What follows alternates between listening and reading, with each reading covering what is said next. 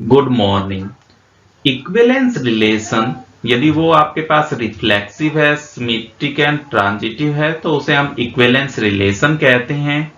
Relation R in the set Z of integers given by R ऐसे ऐसे ordered pair lie करेंगे जहां पे a minus b divides by 2, यानी 2 से अगर a माइनस बी को डिवाइड करें तो वो कंप्लीटली डिवाइड हो जाए। a इज इक्वल टू क्या दे रखा है, सेट ऑफ इंटीजर्स। इंटीजर्स हमारे पास होते हैं 0 1 2 3 अप टू सो ऑन, और माइनस वाले numbers -1 -2 -3 up to so on. हमें यहाँ पे प्रूव करके दिखाना है ये क्या बनेगा, इक्विवेलेंस रिलेशन बनेगा।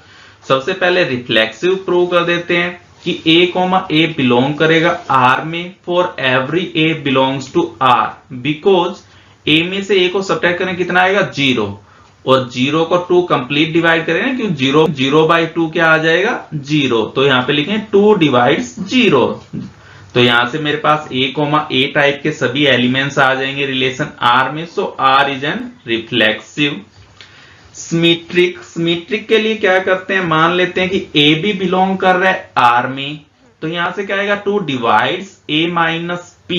तो हमें ये देखना है क्या हम यहां से लिख सकते हैं कि 2 डिवाइड्स b माइनस a, बिल्कुल लिखा जा सकता है, बिकॉज b माइनस a क्या होगा, अगर मैं a माइनस b में से माइनस बाहर ले लूं, मान लीजिए आपके पास a माइनस b बना था 4 डिवाइड कर रहा है ना 2 को पूरा, तो यहां से मेरे पास b माइनस a क्या आ जाएगा -4, तो -4 भी कंप्लीट डिवाइड होगा 2 से, तो मेरे पास आ गया b माइनस a बिलोंग करेगा रिलेशन r में।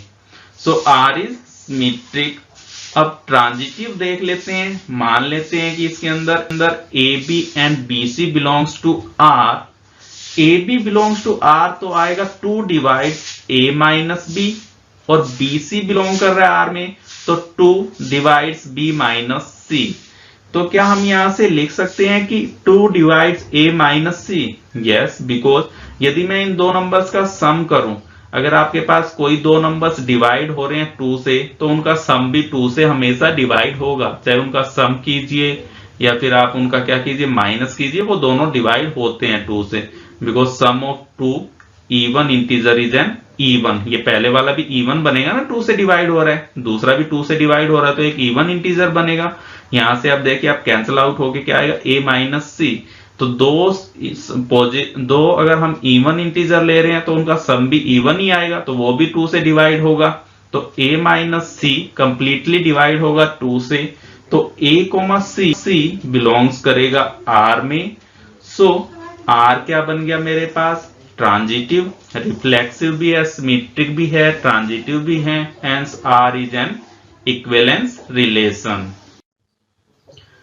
So that each of the relation R in the set A क्या दिया हमारे पास, x बिलोंग्स कर रहा है इंटीजर्स में, और x की वैल्यू क्या 0 से लेके 12 के बीच में, और ये इक्वल टू का साइन है तो 0 और 12 भी इसके अंदर इंक्लूडेड होंगे।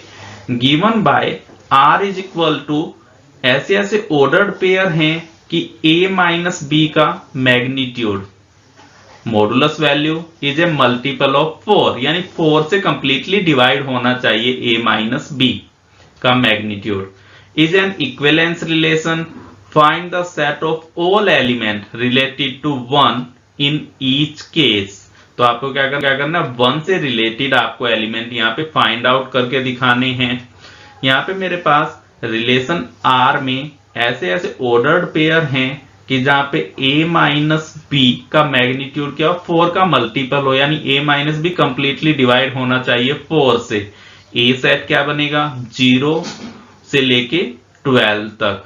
सबसे पहले प्रूव करते हैं कि ये रिफ्लेक्सिव बनेगा, a बिलोंग करेगा r में for every a belongs to a, because a minus a क्या 0, और 0 इज ए मल्टीपल ऑफ 4, क्योंकि 0 का लिखा जाता है 0 is equal to 0 into 4।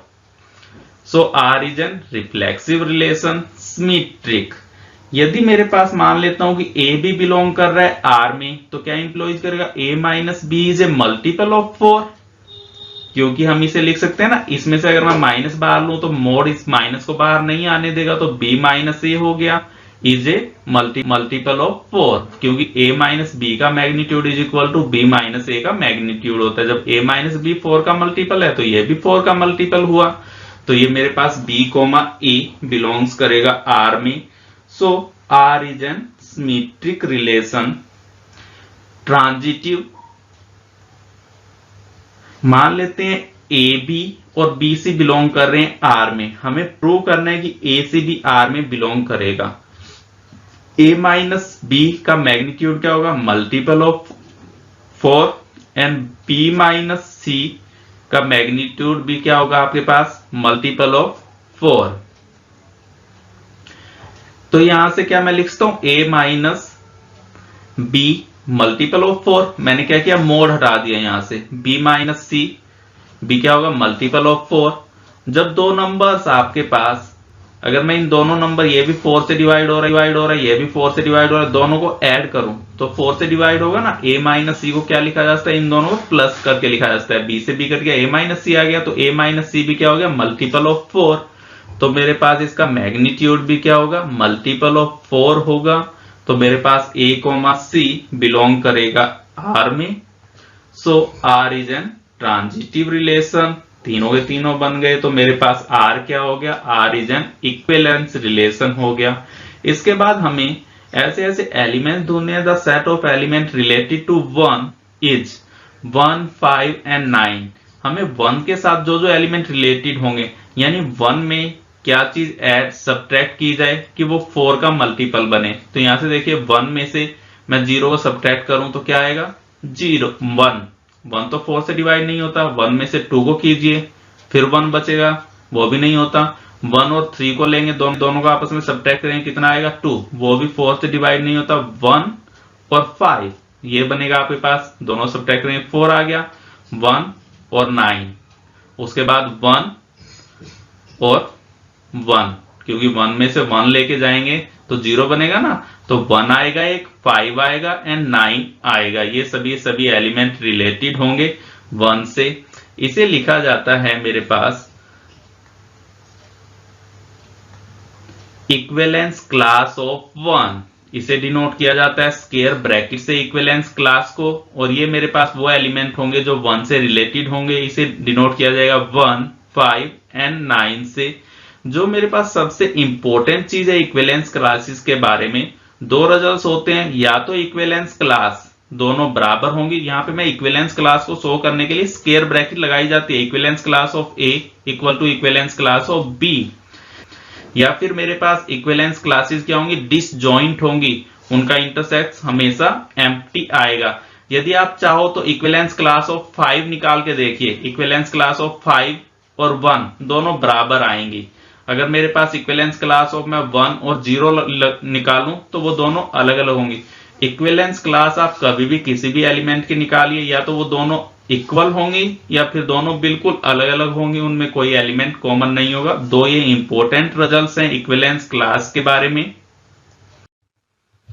So that each of the relation R, same ही क्वेश्चन है, उसका सेकंड पार्ट है। आर को डिफाइन किया गया है a is equal to b से, यानी दोनों एलिमेंट क्या होने चाहिए? इक्वल हैं, तो वो इस रिलेशन आर में आएंगे। Reflexive, A comma A belong करेगा आर में, बिकॉज ए तो ए के बराबर होगा। So R is an reflexive relation. Symmetric, हमें यहाँ पे चेक नहीं करना, प्रूव करके दिखाना है, तो आप प्रूव करके दिखा दीजिए कि ये सिमेट्रिक भी बनेगा। ए भी बिलोंग कर रहा है आर में, तो क्या इंप्लॉइज करेगा कि ए बी के बराबर है। तो मेरे पास यहां से मैं b इक्वल टू ए लिखा जा सकता है। तो b कोमा ए बी कहां आ गया? R में। सो R is N symmetric relation. Transitive के लिए मान लेते हैं कि ए भी बिलोंग कर रहा है R में और बी सी भी बिलोंग कर रहा है R में। ए भी बिलोंग कर रहा है तो a equal to b, b c कर रहा है तो b इक्वल टू सी। तो मेरे पास a इक्वल टू सी आ जाएगा ना, क्योंकि बी इनके अंदर कॉमन एलिमेंट है। तो a इक्वल टू सी आ गया, तो a कोमा सी भी बिलोंग करेगा R में। सो R is transitive. R transitive भी है, सिमेट्रिक भी है, रिफ्लेक्सिव भी है। तो R क्या बन गया हमारे पास? Is an equivalence relation. अब यहाँ पे हमें क्या करना है? जो एलिमेंट्स 1 से रिलेटेड हैं वो निकालने हैं। और यहाँ पे 1 से रिलेटेड एलिमेंट्स क्या होंगे मेरे पास? वन से रिलेटेड सिर्फ वन होगा, वो एलिमेंट होंगे जो वन के इक्वल आएंगे। वन के इक्वल क्या आएगा, सिर्फ मेरे पास वन। तो यहाँ पे इक्विवेलेंस क्लास ऑफ वन क्या हो जाएगी, ओनली वन।